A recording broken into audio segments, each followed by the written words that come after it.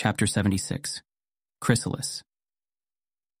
2 months after she moved in, Leaf still wakes aware that she's in a dead girl's bed, in a dead girl's room, in a dead girl's house. She stares at the ceiling for a minute, listening to the quiet of the house around her. It's been years since she stayed in a private room for months at a time. Even those weeks in pewter and cerulean and vermilion were spent in trainer houses, the bunk bed-filled rooms shared with a dozen others. Waking up in the same bed day after day, without the sounds of others waking up and moving around and talking quietly. Just her and her thoughts. It's nostalgic, bringing back memories of when she was too young to travel everywhere with Mom and Grandpa. She eventually reaches for her phone and checks her messages, spending a minute, or 10, scrolling through her news feeds and reading comments from her latest article. Each scroll of her finger triggers a minor dopamine hit that finishes waking her up, but also tugs her attention toward the wider world outside the room until she starts to get restless enough to get out of bed and into the shower. Afterward, she joins Mr. Sakai for breakfast, the bereaved father still treating her presence like it makes total sense for a virtual stranger to take up residence in his daughter's room. She'd spoken with Aiko's aunt, gotten her blessing, for whatever that's worth, but at the very least, Leaf doesn't get the impression that Mr. Sakai ever confuses her for Aiko. That would be too cruel, and she's been wary of any signs of it. Instead, the rancher simply treats her like a perpetual guest, feeding her at every mealtime and accepting her help with the managing of the Pokemon. "Remember not to make dinner today, Mr. Sakai," Leaf says as she clears the table. "We're having guests, and I'll be ordering food for everyone." "Guests? How wonderful! More children to see the Pokemon?" "No, Blue and his friends are coming by." She's glad she reminded him. The longer she lives with Aiko's father, the more surprised she is by how relatively functional he is. She does find him weeping quietly as he works from time to time, but as long as his wife or Aiko aren't brought up, he often seems fine. She helps take care of the Pokemon and looks over the ranch finances, which are a little better these days thanks to the extra income from the therapy groups. But he does the laundry, keeps the house clean, orders food to the ranch, all with steady competence day to day. The clearest areas the gaps appear are in any changes to the schedule. If she's not around to help, he prioritizes the Pokemon's care over his own or the household's, and she's come to suspect that for Mr. Sakai, the easiest way to cope with his losses is to simply act as if each day is the same. To be lost in the repetitive habits of predictable schedules and, relatively, thoughtless chores. The few times she's seen how he acts when he has nothing to do, she was a little frightened by how lost he looked, sitting at the table and staring blankly at the wall, or wiping down the already clean kitchen counters, or simply falling into an exhausted but fitful sleep. Once the table is clear, they go outside to summon the Pokemon into their pens. She brings Raph and Crimson out so they can walk and fly beside her as she makes a circuit around her half of the ranch, then returns to her room, Aiko's room, a few minutes shy of her scheduled call. Raph goes to rest on his soil bed by the window, which she opens so Crimson can fly in and land on the perch she set up on the wall. She already sees the invitation waiting on her screen when she arrives. "Hi, Bill," she says after accepting the call and turning on her mic. "Ava found 6 errors in the simulated program," the inventor says. Leaf doesn't get offended by the lack of niceties or small talk anymore. If anything, it makes it easier to interact with him, since she doesn't have to worry that he'll ask about her or how her day went, or the other sorts of questions that sometimes make it hard to talk with others these days. "That doesn't sound so bad." "Then it crashed." Leaf sighs. "You did that on purpose." "Crushing unfounded optimism is just one of my many public services. You're welcome. And also, pay attention. Your scope is way too big. Untraining commands is hard enough. Reinstituting wild behavior is worse. Keeping certain pieces of conditioning is just not something you can do right now." Leaf sits up, jaw clenched. "I know you're not telling me to give up." He'd agreed to look over what she's developed so far, and she expected harsh criticism, but "I am actually on that goal and plan of attack, but you've got other options." She opens a document to take notes. "I'm listening." Reverting newly caught Pokemon's brain states to what they were when caught would be, well, easy for me, at least achievable for you, if time-consuming. It's low-hanging fruit that no one's developed because there's been no incentive to. But it would make a good learning opportunity, and be a stepping stone. A stepping stone to releasing already caught Pokémon? Thanks to that fascinating sample of yours that I'm still curious about the origin of. Yes. Though without a saved version of their brain states, it's going to take an immense amount of work applying it to each Pokémon. As I said before, keeping any bit of conditioning makes the whole thing exponentially harder. But this also showed that carving out specific exceptions moving forward may be more doable. And by doable, I mean maybe half a decade of effort by a dozen of the best TM programmers around, taking into account QA and some unexpected complications. Leaf rubs her eyes with the heels of her palms. But it would work? Theoretically, yes, but my point is, don't focus on that right now. Just aim for simple reversion. It'll be an achievement you can call your own, draw attention to your project, get people thinking about it. Whatever you decide, this is about all the time I can put into it. I've already sent out a notice to some of my circles. Maybe it'll help connect you with others who find it interesting. Leaf lowers her hands. She shouldn't be ungrateful. He's done so much for her and Red already, and didn't even get all that upset when he found out they left the cruise early, though he did point out how stupid it was, in the same impersonal, distracted voice that indicated that he wasn't trying to berate them, only pointing out a fact. Right. Thanks. You're welcome, Bill says, voice wry, and Leaf realizes her thanks didn't sound particularly thankful. Trust me, you're better off without me being more involved. Even if I had the time, which I don't, and the interest, which I also don't, my version of this would be way different than what you're envisioning. What do you mean? The easiest way to do what you want is to just create a brain state of a Pokemon with all its wild behaviors intact, add an additional set of conditions against harming humans, and then just apply that brain state to all Pokemon of its species that are released. A chill goes down Leaf's back. You would just be mentally cloning one Pokemon over and over, effectively killing all the others? Yep, and I know you've got problems with that, which is why me not doing it is better for everyone, he says, a little impatiently. Well, except for people who might die to wild Pokemon between when my hypothetical version would be complete and yours. Leaf swallows her retort. Couldn't we just save their mental state upon capture and use that? It would delete each Pokemon's experiences between capture and release, which is also a form of erasure, a killing of the Pokemon that they become to replace them with who they were. But that wouldn't matter for balls designed specifically to pacify wild Pokemon, who would be released immediately after capture anyway. Sure, yeah. But now you're back to writing a program that applies the right conditioning dynamically to each individual, which is a lot more work. However you want to tackle it, you've got some options and my advice for which to choose. Hopefully someone reaches out soon, but meanwhile I'd get more samples if you can. All right, thanks Bill, really. Welcome, good luck. And then he's gone. And Leaf is leaning back in her, Aiko's chair.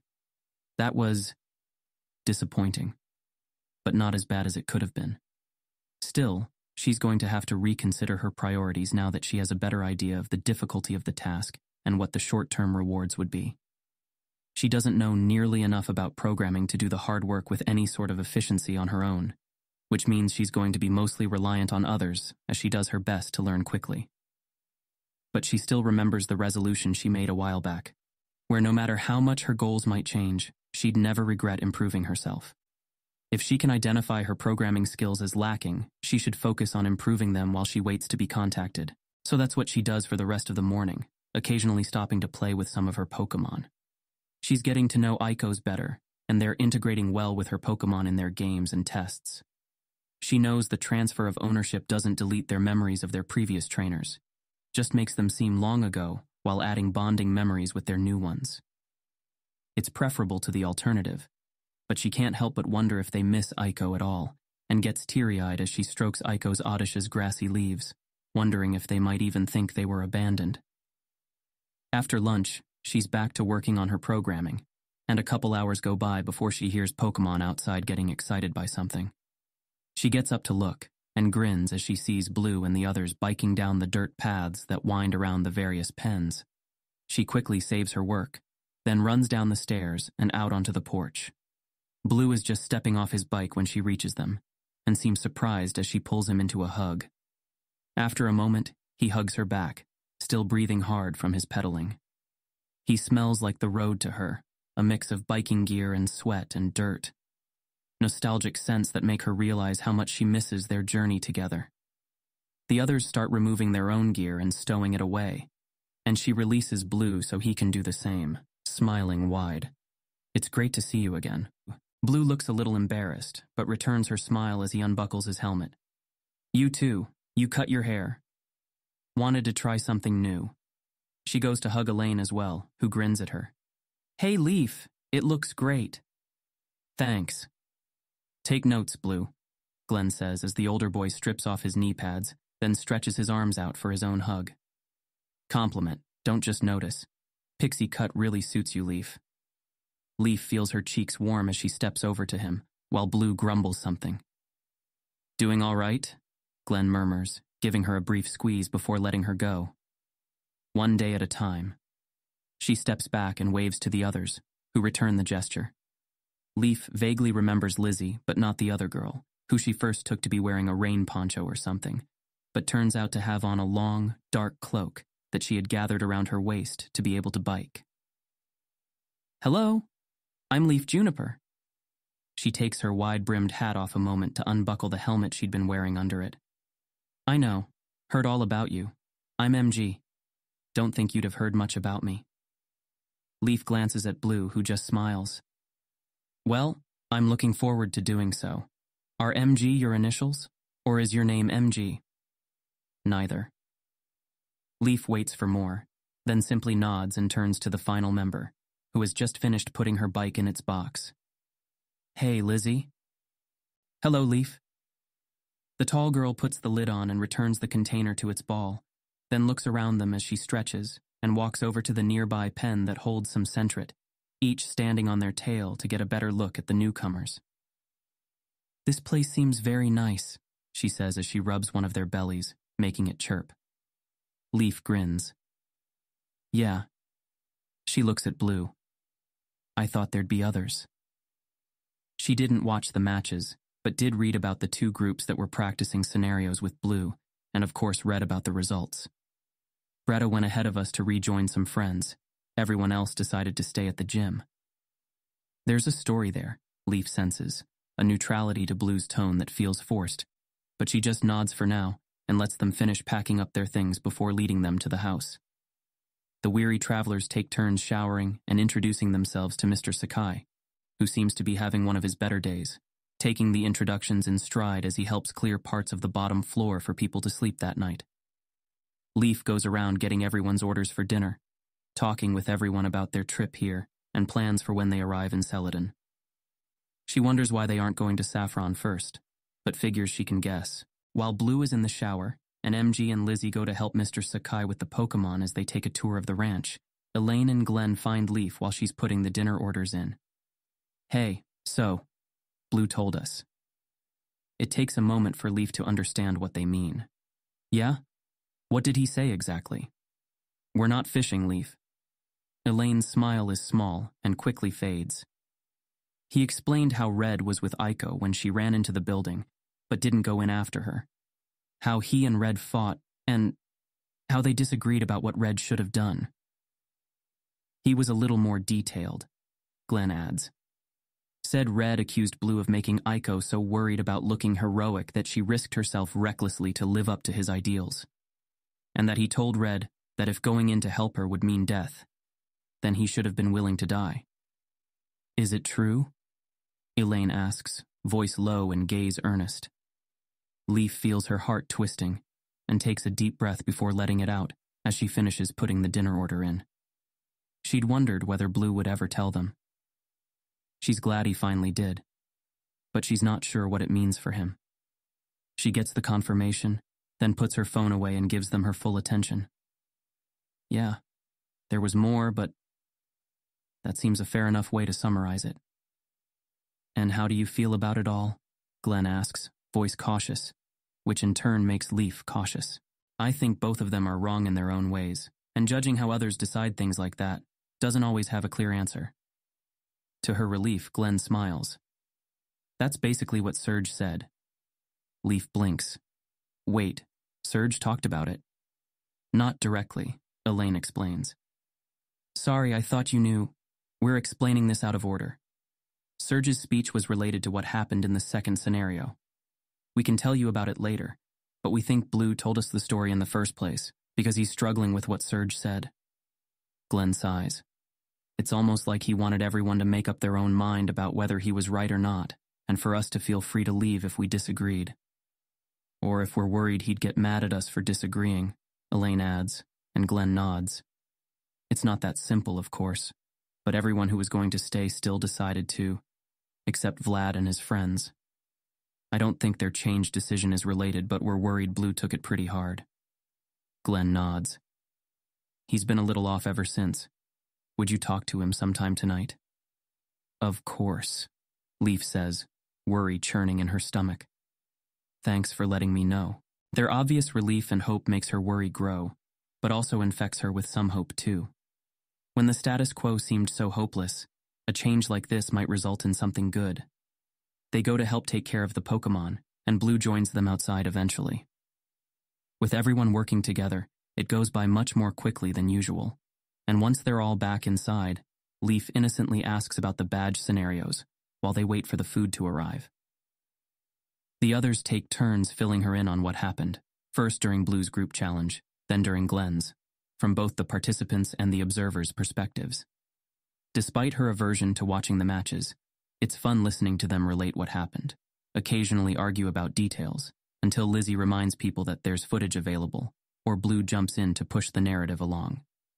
The conversation extends through dinner, and for the most part, Leaf is able to avoid thinking of the combatants' pain. Up until the end of the second match, when Blue's subdued description of the Dragonite, brutally one-shotting each of Bretta's Pokémon, makes Leaf's hands curl into fists. And that was it, Glenn concludes as they start to clean the table. Serge made a speech about how what happened couldn't be judged, and they got their single challenge matches the next day. They were intense, but both got their badges too. Suddenly, Mr. Sakai, who had been silently listening throughout the conversation, or else deep in his own thoughts, speaks up from the kitchen. Was he talking about Aiko? Everyone goes silent. Leaf exchanges looks with Blue and Elaine and Glenn, trying to decide what to say. She'd told him what happened to Aiko within the first month of living here, aware that it was a risk, but wanting him to know she'd died while attempting to save others. Before she or Blue find something to say, Leaf is surprised to hear MG respond, despite being the most quiet of the group. Yes, sir. Aiko's actions are part of what inspired the gym to teach this lesson. I never met her, but I wish I had. She's very inspirational to me. Oh, that's all he says. Just that. None of them break the ensuing silence, listening to the quiet sounds of his movements in the kitchen, and when he leaves it a minute later, Leaf feels her heart twist as she sees him silently weeping. I'll go to bed now. Good night, everyone. Their subdued good nights follow him down the hall, and they're all silent again until they hear the door close. Did I say the wrong thing? MG asks, hat completely hiding her features and voice fragile as a cobweb. No, Leaf immediately says. No, I think that was perfect. Thank you. The hat shifts in a nod, and Elaine gets to her feet. Anyone want tea or cocoa or something? A few hands go up, including MG's, and Leaf gets up to help her while Blue suggests the group get more comfortable. By the time they finish making the drinks, they find the others spread out in the living room, on the couch and floor, talking about lighter things. Once everyone has their mugs, Leaf perches on the end of the couch and decides to poke a potentially delicate subject during the next lull in the conversation. So, I was under the impression that the scenarios you guys were practicing with were to help against Pokémon incidents. But some of the things you described in the challenge matches were definitely not that. Smiles spread around the group, and Glenn chuckles. Should have figured you'd see it. Yeah, they kinda took it in a different direction than us. Don't think it's a secret, or at least it won't stay one for long after all the chatter that's been going on over the net. It's why Vlad decided to stay longer, Elaine says, voice confident, and Leaf glances at Blue to see him shift in his seat. He doesn't contradict her, however. When he heard what Serge was preparing everyone for, he and his friends decided to stay at the gym with the others. What? The thing about hard decisions? No, Blue says, and she turns to see his gaze intense on hers. The scenarios are to prepare trainers for war. Sudden cold spreads through Leaf's veins as she stares back at him, hardly believing what she heard. War, an ugly word. Where she's from, divisive and often taboo in polite company. Her grandpa in particular spoke of those times with a venom she never heard about any other topic. He'd lost friends in it, spoke out against it at the time, and was shunned by the whole Unavan government and league while it was going on. Almost left the region, according to Leaf's mom, who never spoke much about those days other than when she taught Leaf about it in her history lessons. It's a scab on the region's legacy, not quite old enough to become a scar, still itching and bleeding out occasional silence and harsh words between friends and family and neighbors who hold opposite views of it. Kanto is preparing for war? She whispers, and her first thought, which she would later spend a restless hour in bed reflecting on, is of how fast she can leave the region. Blue shakes his head, and the relief warms her as much as her tea. Nothing specific. Serge is just sure that war is coming, one way or another, and wants to prepare people. Leaf's brow is furrowed. And, what do you guys think? She looks at Glenn and MG in particular, the other non-Kanto natives. Glenn rubs his face, sighing. It's hard to imagine. Lizzie nods. The Indigo League is larger than practically any other region in the world, definitely the biggest on the island. Who would be crazy enough to attack us? Only Hoenn or Sinnoh are close enough, MG says from beneath her hat, a cup of cocoa in her hands. And only they would benefit. As the others start to discuss it, something tickles at Leaf's memory with growing urgency, like she's forgetting something important. She thinks it has to do with something her mom or grandpa must have said at some point, but only once she gives up on that line of thinking does the answer come to her in a flash, the words of an old woman on a bench as they fed their Pokemon together. And who will this trainer be? What new calamities will they bring, with the power of a god in their pocket?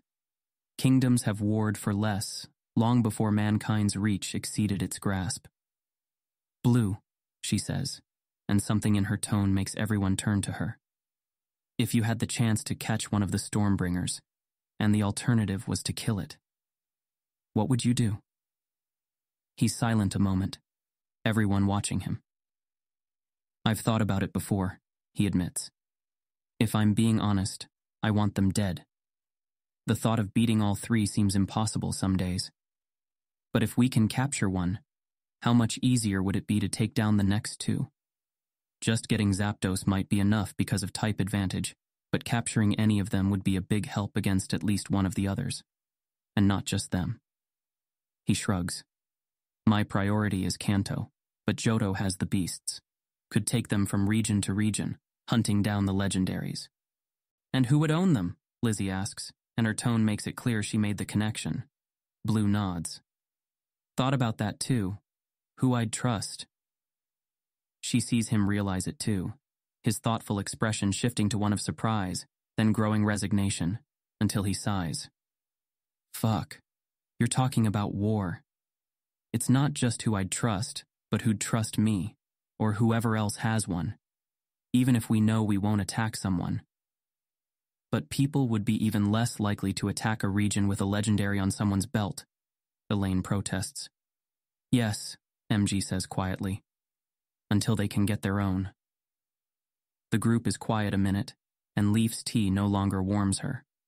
Blue looks far more tired than he did a few minutes ago, gaze distant and unfocused. We should probably head to bed, Elaine says after a minute of silence. Can talk about this more tomorrow. The others murmur their agreement, exchanging good nights with Leaf before heading downstairs where they laid out their sleeping mats. Leaf gives Blue a significant look, and he nods at her. She goes to brush her teeth and prepare for bed. She's just finishing up when she hears a quiet knock at her door, and goes to open it. Blue walks in looking very solemn despite his pajamas, a complex smile on his face as he looks around at Aiko's room. You've made it your own. Partly. She goes to sit on the bed, and for a moment it seems like he might go to the computer chair, but then he joins her. She's glad he does. How you feeling? Don't want to keep you up if you're too tired. Nah, I'm fine. He takes a Pokeball out of his pocket and summons Aiko's Eevee. Its silver fur gleams as it materializes, looking around the subtly changed room, and Leaf suddenly wishes she hadn't changed anything, for a moment, until it turns to hop onto the bed with them. It settles down in a furry coil between them, and both of them reach out to scratch its thick fur together. Still haven't named her? Leaf asks, voice quiet. No. Aiko wanted to wait until she evolves. Makes sense to me. Leaf nods. Any thoughts on that? Yeah, but we'll see. He looks at her. I was thinking it over, and I think there's only one way. She blinks at him, unsure if he's still talking about Eevee. One way to... Every region needs its own legendary under a trainer's control. That way, no region would want to mess with them. They could just send their trainer over and wreak nearly as much havoc in revenge. Leaf stares at him, then slowly nods. It's horribly elegant in its simplicity. I guess that might do it. You think it's a bad idea, he says, clearly reading her hesitation. Not in the way you mean. There are stories in Unova of the power that legendaries give to one side of a war or the other. If people know that's how others might act, whoever catches one might try to act first to keep others from getting a legend of their own. He sighs and nods. I know. I just can't think of how else war could be avoided forever. At some point, someone's going to catch a legendary. I'd rather it be me, but if I just go around grabbing them all up, it's too much power to put in one person's hands, and too risky to assume no one else would get them at some point. I'd have to kill them all, just to stop anyone else from getting one. Leaf is reminded somewhat of her and Red's conversation with Bill in his lab, the inventor's sabotage of other projects, for fear of the first AGI being enough to destroy or dominate the world, if developed poorly or by the wrong sort of person. You might be right. That's not actually what I wanted to talk about, though. What then? He's watching her with simple curiosity for a moment, and then wariness sets in. She can practically feel his walls going up, the connection between them growing brittle, and if he wasn't dark, she would think she was a latent psychic like Red. Oh, not that, she quickly says. Not directly, at least. I actually want to know more about the gym's reaction to Aiko, what Surge said. I feel like people were tiptoeing around it out there. Probably because Mr. Sakai was around, but... Yeah. What's going on with that whole thing? Blue looks slightly reassured. Well, there are a few layers to it, the way Sabra explained it, he says, voice low. How Aiko and Jack's deaths kicked things off. I don't know if you remember or if I ever told you, but Peter, one of the gym members who was leading my group that night, I defied his orders to go help Gramps and Daisy. He was mad, but didn't make a big stink about it. I guess it would have been weird too, in light of everything. He just told Surge, expecting him to decide if a punishment would be fitting. And combined with what Jack did and what Red didn't, apparently, Surge wasn't actually sure. He invited the upper tiers of the gym to meet a few nights to talk, about sacrifice and expectations. They never had before? Leaf asks, skeptical and intrigued. Not like this. Surge's policy was always for people to follow orders and think of the broader mission. But apparently he always talked to people who broke with that policy in private and never punished them much.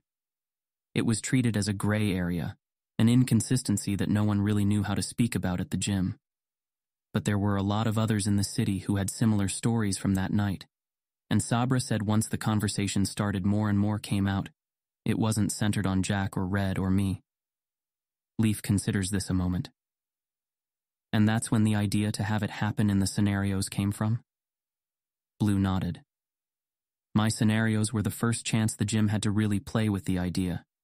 Play with different circumstances, prepare people for the aftermath. Test whether it can be trained. Whether what can? Leaf asks, wishing she could write about all this suddenly. It would make for a fascinating article, even a book. But she's not sure she can spare the time anymore. The heroic impulse, as Surge calls it. Blue's gaze is distant. The thing that makes you move toward danger to save others without even thinking about it. To help people be more willing to do it? No. He said that's already possible, but to do it better. To not make it an impulse anymore. To think about the odds. Evaluate the broader mission. Decide if it's really what you should do. Leaf is silent, thinking about what Blue must be feeling right now.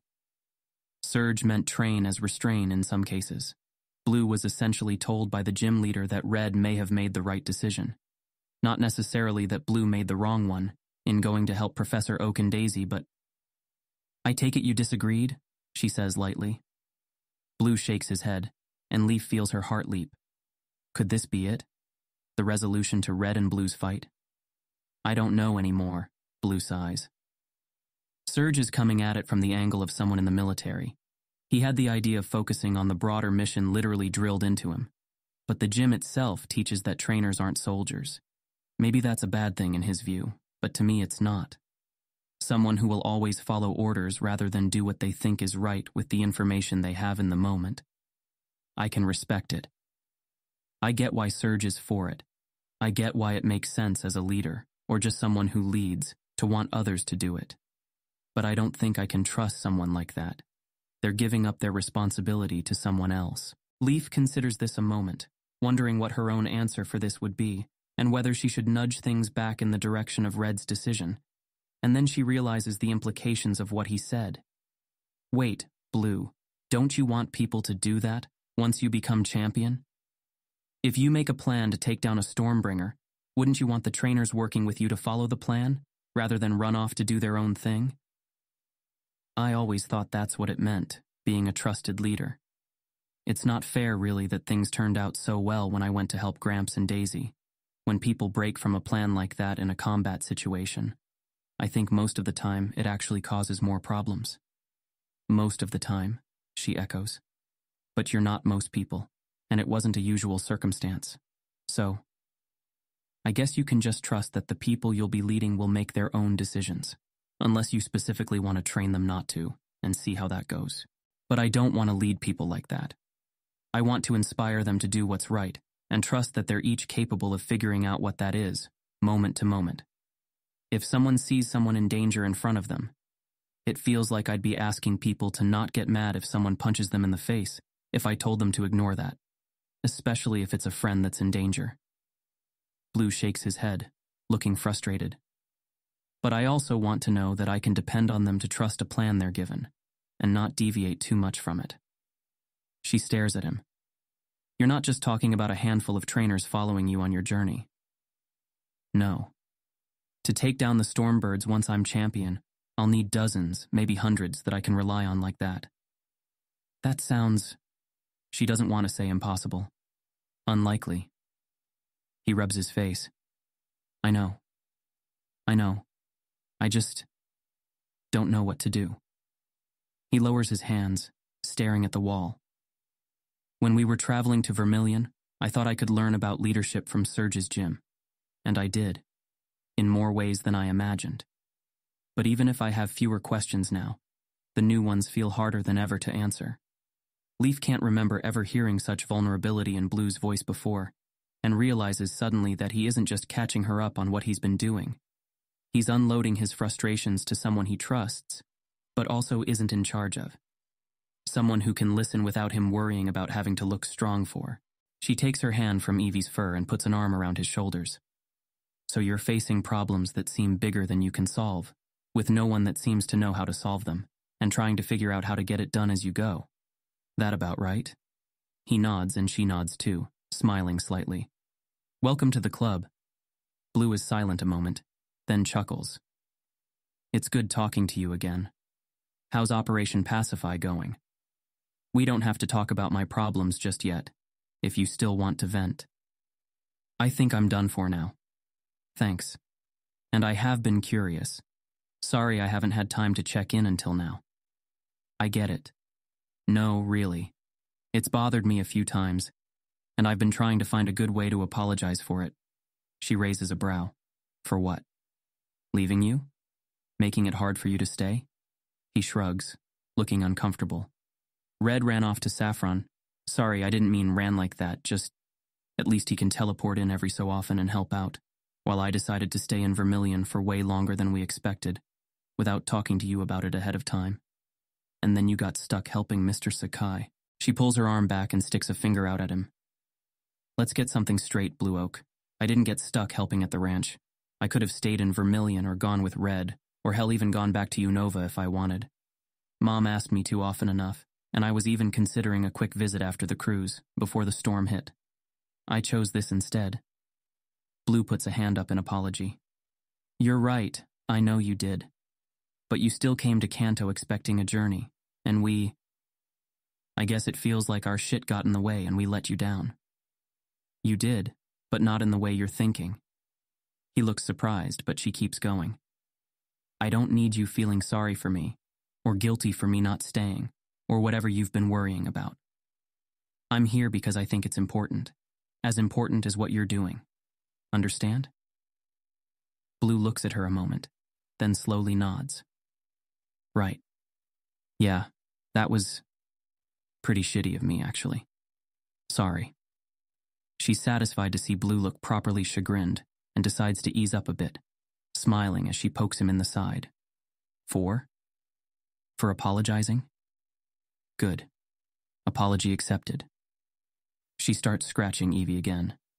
He smiles back, and they sit in companionable silence until Leaf feels brave enough to guide things back toward Red's decision. So the gym was testing to see if people can be trained not to abandon the mission and save their friends. Mostly, but not that simple. Like I said, it's also to have a place to explore how people act in different situations and prepare them for what it's like to be in those situations, and handle how others might react.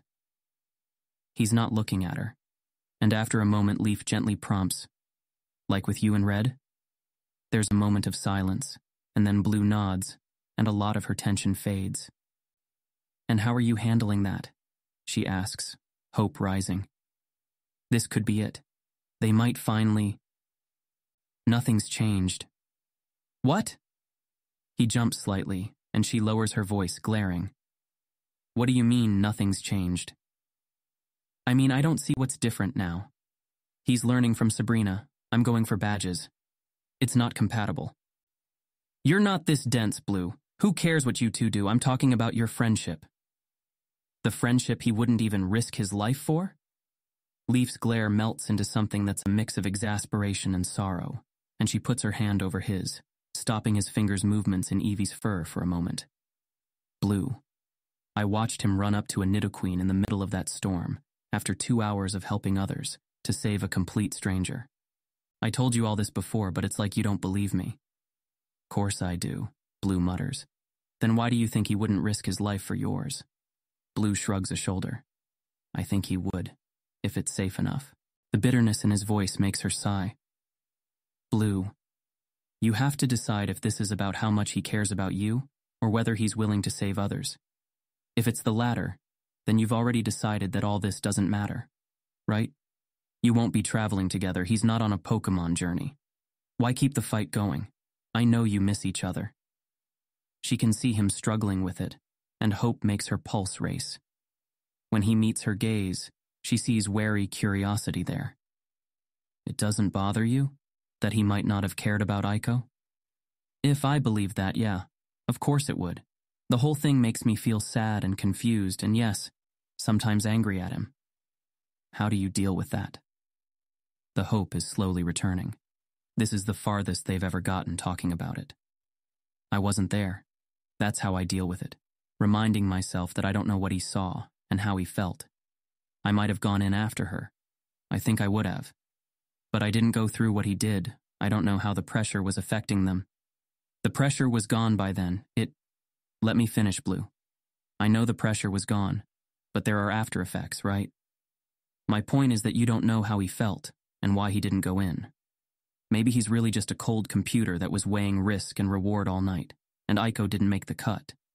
But I don't believe that, and you can't just decide that's the case. Blue is quiet a moment, either processing what she said or checking to ensure she's done. He doesn't have to have been cold about it, he eventually mutters. I know he felt torn up, but he justified it after. He stood by the decision. And that's bad? He can't just genuinely have a different view? He can, Blue says. But I don't see how he can also care about me. Those two things, they can't fit together in my head. Maybe he cares as far as he can, but then his caring and mine, they mean two different things. That's what made me so angry then. Now I don't feel angry about it. Just sad. She waits a moment, then asks the real question that she's been wanting to. Do you think there's any chance of talking to him about it? Being friends again? Blue shrugs. That's up to him, more than me. I wasn't the one that... Blue, Leaf interrupts. Come on, I was there, remember? You said he should have died. Yes, he said some things he shouldn't have too. But anything after that was tainted. And you were the one that set the ultimatum. Wasn't an ultimatum, he took it that way. Blue, tainted, remember? She watches him squirm, face shifting between stubbornness and shame. Didn't mean it that way, he finally whispers, so low she can barely hear him. Of course I'm glad he's not dead. I know. She puts her hand over his. I know you would have died for him, and believe it or not, I think he'd risk it for you too. But he wouldn't do what he thought was certain death for Aiko. Do you need him to be willing to for you? Not by your measure, but by his. Blue is quiet for nearly a minute. I don't know, he mutters at last. Not to journey together, but just to be friends. He sighs. No, probably not. Leaf's heart is in her throat, and it's a struggle not to squeeze his hand tighter. And do you think it's possible that he doesn't think it's obvious that you're glad he's not dead? Leaf watches a little more of his stubbornness melt away, heart pounding, and it's hard to stay quiet and let him answer at his own pace. Hard not to just shake him and demand he apologize. Yeah, maybe. Success. So, you think you can tell him that maybe? Blue rubs his face with his free hand. I'll think about it. Leaf almost yells at him again, but instead she takes a controlled breath and reminds herself not to push him. Instead, she just squeezes his hand and leans her head against his shoulder, and they sit in silence until Evie's snores prompt Blue to head to bed. The group leaves for Celadon the next day, amidst bittersweet goodbyes. A part of Leaf wants to join them, to be surrounded by her peers again, on the road seeing new places. But another part of her is looking forward to the coming quiet of the ranch again, and she knows she's still not ready. Not ready to leave Aiko's bed, her room, and the mission that she's come to consider both of theirs, building on her work and started from different directions, but which she knows her friend would have agreed with. She still has too much work to do here. Once they're gone, and Leaf returns to work on her articles and programming, she finds a new distraction bubbling up to the surface of her thoughts every so often. She wants to tell Red what she and Blue talked about. She itches to, a constant pull on her attention. At the very least, she wants to tell him what Blue said about being glad he's not dead. She fantasizes about it, even, about just calling Blue up and telling both of them to just shut up a moment, that all she wants Blue to do is just say that one thing, just that, and for Red to just listen and respond. Only to that, and then they can go on with their days, and that one thing might be enough of a difference to get the ball over the edge and rolling downhill. But she can't, because she told Blue she wouldn't, and they might not be ready. Blue might screw things up by adding something else, or muttering it, or Red might be having a bad day, or have been bottling up anger about what Blue said that he can't keep in, or something that just makes things worse instead of better, and she'll have been the cause of it, and both of them would trust her less. Instead, she tries to just focus on her work, which gets harder as the week creeps by, day to day, and she gets closer to Red's next visit, right up until the day before, when Laura texts her out of the blue to ask if it's okay to visit when Red's there too. With everything that's happened, Leaf nearly forgot about Laura's promise. Nearly. Her imagination supplied all sorts of outlandish plots over the past few months, each methodically repressed to keep her from investigating them without Laura's approval, and now they all come roaring back to the forefront of her mind as she responds with a simple question. Is it time? The response comes back almost immediately, and Leaf grins, sends an affirmative, then starts reviewing her old Mount Moon research to refresh herself on what Laura will want to talk about. You're sure this is okay? she asks Red as they walk past the pens and into an open area at the outskirts of the ranch. It won't be too tiring on top of the other stuff you've been doing? Other stuff that he's been fairly hush-hush about, but she knows it involves using his powers, which still makes him sadder. We've got what, an hour before my mom gets here? I should be fine. This is just more practice of what I'd be doing anyway. Red looks like he's been doing well. Better than the last couple times she's seen him, at least. How's therapy been? He glances at her. All right. Pretty good, actually. I'm learning ways to talk to myself better when I get sad. Oh, neat. Like what? I guess you could call it journaling. We're actually talking pretty often now and making deals with each other. Not often, but more than before.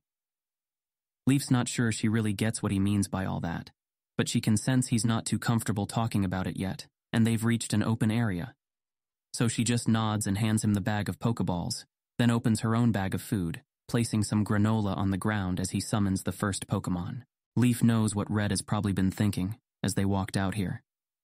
At the very least, what he was thinking when she asked him to do this told him her plan. She doesn't think he's judging her, but she wouldn't be surprised if some part of him was considering her a hypocrite, though she knows she might just be projecting. Overall, she appreciates that he hasn't said anything about it, and she feels justified in being grateful for his silence, given that she would be shocked if he didn't at some point remember their argument about Pokemon testing. Not that what they're doing is the same as testing chemicals on Rattata or measuring the damage done to Pokemon by various attacks in a laboratory setting to better understand type advantages. Nothing they're doing here is painful, and theoretically would cause no lasting damage, theoretically being the key word there. She wouldn't do it if she suspected otherwise, but she can't be absolutely sure, and so she watches with apprehension as the first Pokemon Red summons. A Rattata, of course, sniffs at the food she put down, but doesn't eat it. He hands her the ball, and she aims it at the Pokemon, and waits. Until suddenly the Rattata eats the food unprompted, and she quickly withdraws it into its ball.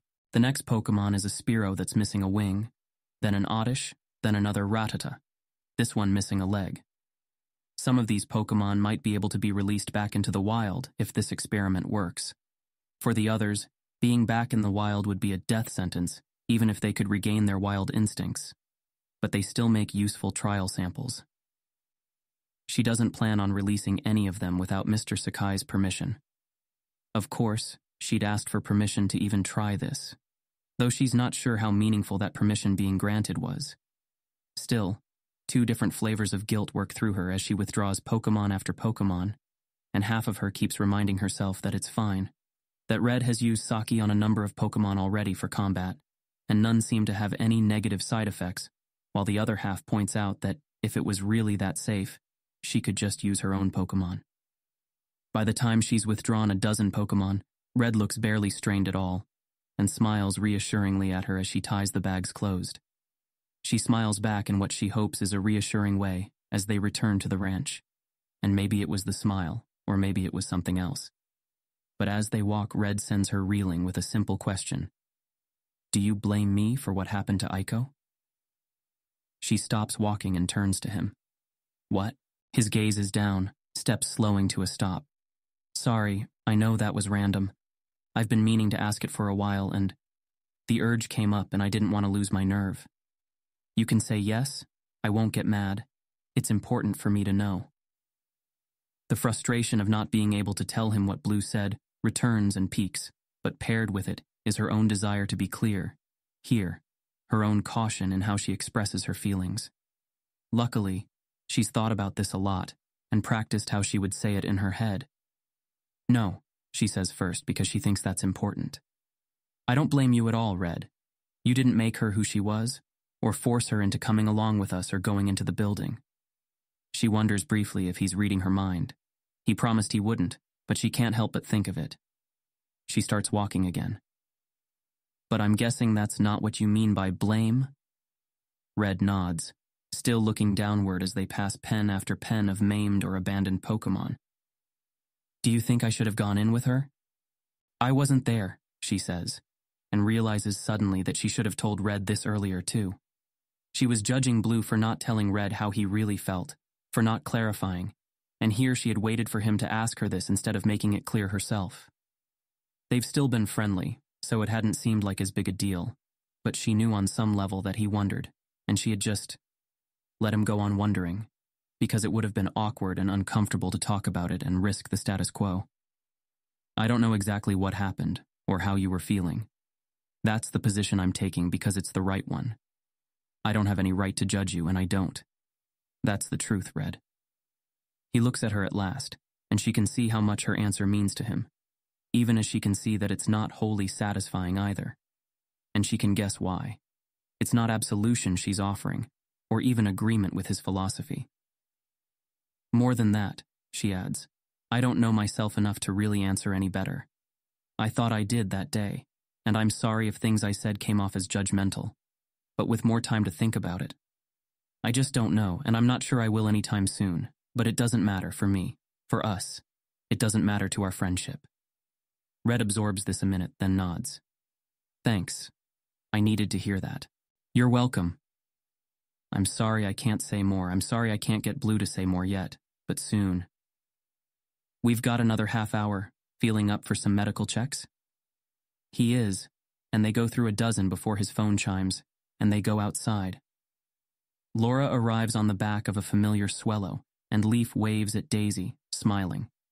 Blue's sister waves back at them, but as soon as Laura is clear of her Pokemon's downdraft, she yells, "See you in a few," and takes off again without even dismounting. Red's mom spends a minute hugging him until he becomes visibly uncomfortable and squirms. She lets him go, smiling, and Leaf is a little embarrassed but mostly pleased when she gets the same treatment. It's great to see you both again. She tucks her sunglasses into her satchel and looks around the ranch. Is Mr. Sakai here? He's at the pond taking care of the water types. We have a little while before he's done, and we eat. They finish heading toward the house and go upstairs to the living room table. Laura excuses herself to use the bathroom, and Red and Leaf sit at the table alone for a minute. They wait quietly, and Leaf can see the same pent-up anticipation in Red as she feels herself. She gets up and fills 3 glasses of water for all of them, and has to keep herself from tapping her foot when she sees Red's bouncing under the table. Laura returns and sits down, thanking Leaf for the water and taking a long drink. When she lowers the glass and sees the 2 of them watching her, she smiles slightly, folds her hands, and grows serious. What I'm going to reveal to you both is potentially incredibly dangerous, not just for you, but also others beyond myself. I'm trusting you for 2 main reasons. First, you may already be at risk, to the point where ignorance will be more dangerous than knowledge. We were lucky I hadn't told you anything by your cruise, Red, but President Sylph wouldn't be likely to expect you to stay ignorant forever. The second reason is because I need help. Leaf nods, trying to tamp down her excitement. She'd been hoping for this, not just an explanation, but something she could do to help. Of course, whatever you need. Red nods. What's changed? Laura sighs. Well, the most relevant part is that I got fired. What? Oh, Laura. Leaf takes her hand. I'm so sorry. Red's mom is grinning as she squeezes Leaf's hand. Thank you, but it's fine, really. Well, not fine, but I saw it coming. I work freelance, but the station that's been funding this whole project has been put under a lot of pressure lately, and my boss couldn't keep it going anymore without results for the higher-ups. Results that I wasn't ready to show, since they would jeopardize the real stories. Normally, we might have been able to convince them of that, but I suspect the funders started getting leaned on too. The station's asking for whatever I've collected so far, and I refused. They're taking me to court over it. None of this seems to indicate to Leaf that anything is fine, and from Red's expression, he feels the same. What are you going to do? Red asks. She shrugs. I've already retained an attorney, and there's no way they expect things to get resolved anytime soon. I'm not dismissing this as just an intimidation tactic, but I do think that's the main goal. The point is that it makes it much harder to find another funder and work on this as easily. Sam is doing what he can, but I still had to let some of my people go, and I could use your help, Leaf. She looks at Red. I won't say no to yours too, Red, but I don't expect it. I'm mostly telling you this because I promised, and because I think it's safer for you to know. Red still looks troubled, but nods, and Leaf takes the opportunity to move things along. I'm happy to help, obviously. Can you tell us what you learned now? And what I learned? Laura takes a breath, then nods, and begins to talk. About Sylph Corporation, her secretive informant, and the broader mystery of the missing researchers that Professor Oak had clued her in about months ago. Red looks somewhat overwhelmed, but Leaf already knew enough that even with the presence of a masked source that climbed up to Laura's balcony, what the hell, she just feels moderately whelmed. Until the connection to the Mount Moon renegade that she and Blue stopped becomes clear, and she understands why Laura told her to stop looking into it. He worked for Sylph at one point, Leaf said, eyes wide. You think Sylph killed him? But Laura shakes her head. Practically anyone who's worked in Kanto has worked for Sylph. I don't think Sylph hired Yuta. I think he was a weapon aimed at them, but I'm not sure by whom. There are still a lot of pieces missing, but it's become clear that Sylph is fighting a shadow war against others. Maybe competitors, maybe someone else, but not just the government. There's a network of shell companies and operatives that Yuta might have been one of, except we can't see any reason for Sylph to have harmed his own interests that way. We have reason to believe he was killed by Sylph, though. Wait, Red says. Sylph wasn't responsible for Yuta, but they still killed him? Why? He was already going to be executed, and if he wasn't working for them, why worry about him saying something first? Maybe they would be hurt by things he knew even if he wasn't working for them, Leaf says. Or maybe it was revenge or a warning to others. She frowns and looks at Laura. Has something like this happened before? Not that I've seen so far, but I've got someone looking into it. What are you doing now? Red asks. Are you still in Lavender Town? Laura nods. Looking into someone there that's working for Sylph. It might be one of the missing researchers. And me? Leaf asks. What am I going to be working on? Laura takes a battered old laptop out of her bag and slides it over to Leaf. This has a copy of the files my informant shared with me. Don't transfer them anywhere else. Keep it disconnected from the net and wipe its drive if you so much as suspect that someone is after it. Leaf takes the laptop a little reverently. Is that likely? No, or I wouldn't be putting you or Mr. Sakai at risk like this. I've done everything I can to avoid giving any indication that I've been here or have worked with you. But not everyone I'm working with is the most trusting sort, and the paranoia of those I'm investigating can stretch far. Keep your web searches from being too conspicuous, just in case. Leaf is about to repeat that she still doesn't know what she's working on, when Laura says, I want you to find out who my informant is. Leaf blinks. The one that Sylph was after? Yep. Laura smiles. I'm not the most trusting sort either, and her identity might be vital to figuring out more about who all the players are in this game, even beyond who she's working for or with. It might also help me work out a way to contact her. Leaf nods, thoughts already bending toward this new puzzle as her hand moves over the laptop's battered cover. Got it. Anything I can do? Red asks. I don't know if I'll have the opportunity to, but just in case. They hear the door downstairs open, and Laura closes her bag and tucks it away. Nothing I can think of now, but I'll let you know if I think of something. She unclips a container ball from her belt, then aims it at the floor before discharging its box. Mr. Sakai enters the room just as Leaf and Red are helping Laura put the food she brought on the table. And as they eat, Mr. Sakai tells them that he thinks the blind polywhirl in the pond is pregnant. Leaf smiles at his excitement, but part of her worries about the cost of raising the new Pokemon. Some might get sold eventually, but few people would want to buy them newborn. It makes her empathize anew with the kinds of worries Aiko must have dealt with her whole life. Still, even with those worries and her enjoyment of the extra company, it's hard not to be impatient as she waits for everyone to finish eating, then continues to talk with Red and Laura about the informant and Laura's interactions with her, until Daisy calls to let Laura know she's arriving.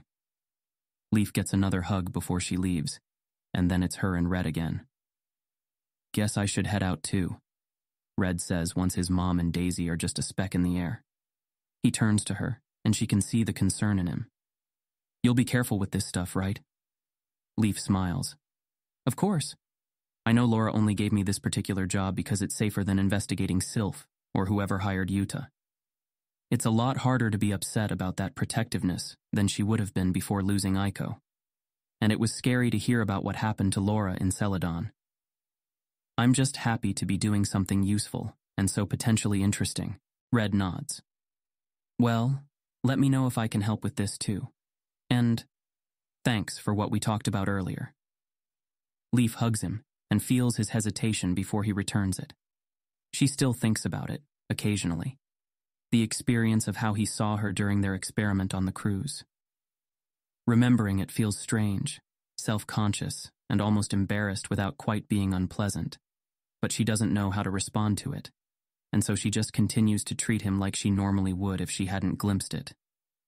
Anytime, Red. And same to you, with your projects.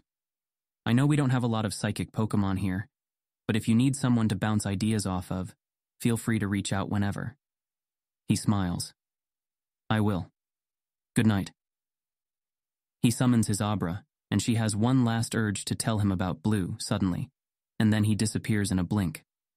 Leaf stands in place for a moment, regretful and conflicted, then shakes her head and rushes upstairs to get to work. She starts by reading through the information on the laptop, resting it on her stomach as she lies in bed, and devours the information in each case folder. It takes her the rest of the afternoon, and her thoughts are swirling with all the illicit acts the Sylph Corporation might be involved in as she feeds and withdraws the Pokemon.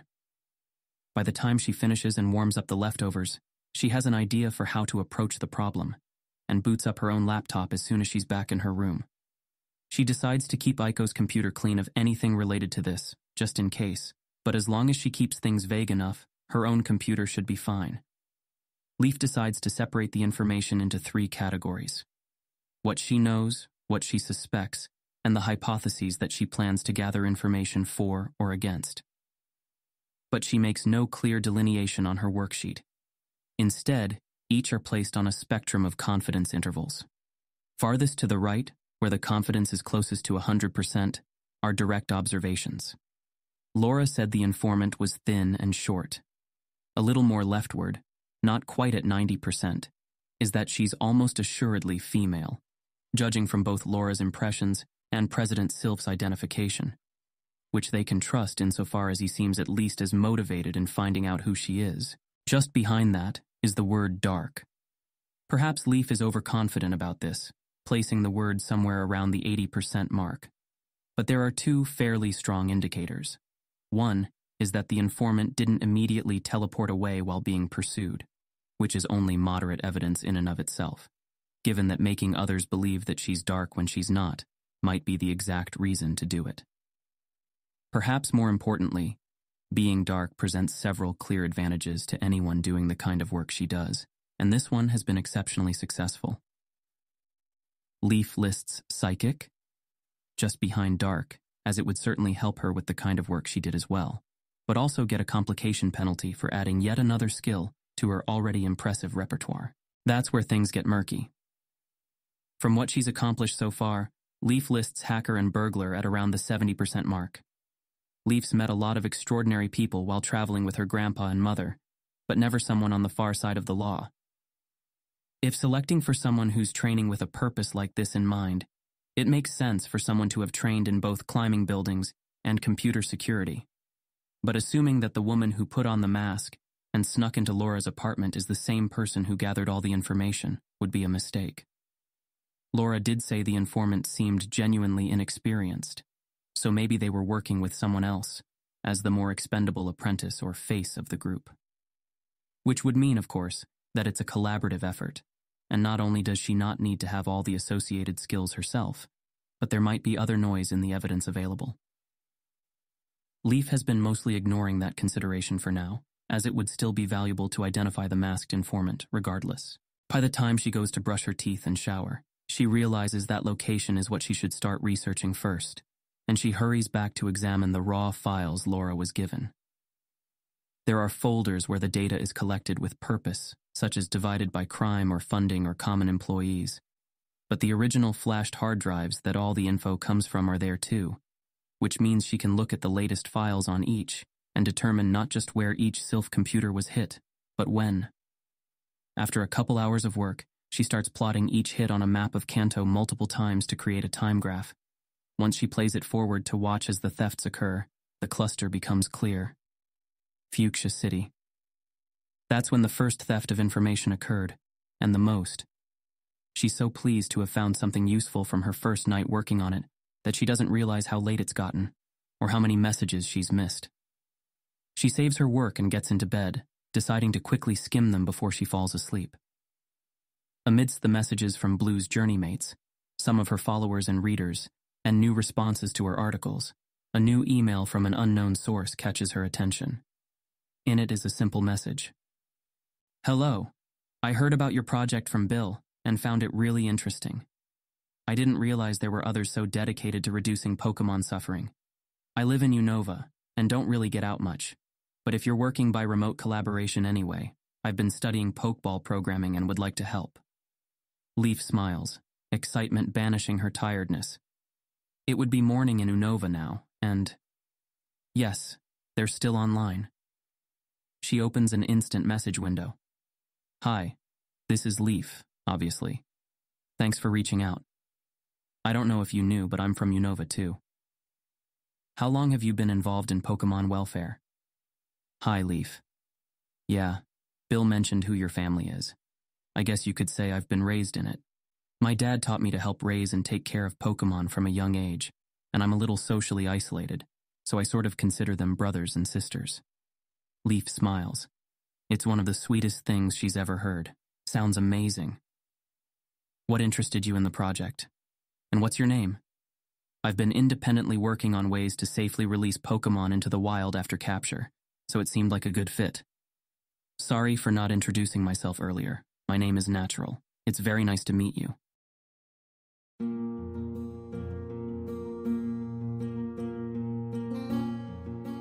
This has been an AI reading of the Pokemon fanfic, Pokemon, The Origin of Species, written by Daystar Eld. If you enjoy this work, please visit patreon.com/daystareld, where you can support the author. Additionally, if you enjoyed this podcast and wish to help support the creation of others like it, you can visit patreon.com/askwhocastsai, where we are releasing episodes 4 weeks in advance of the regular feed. Thanks for listening.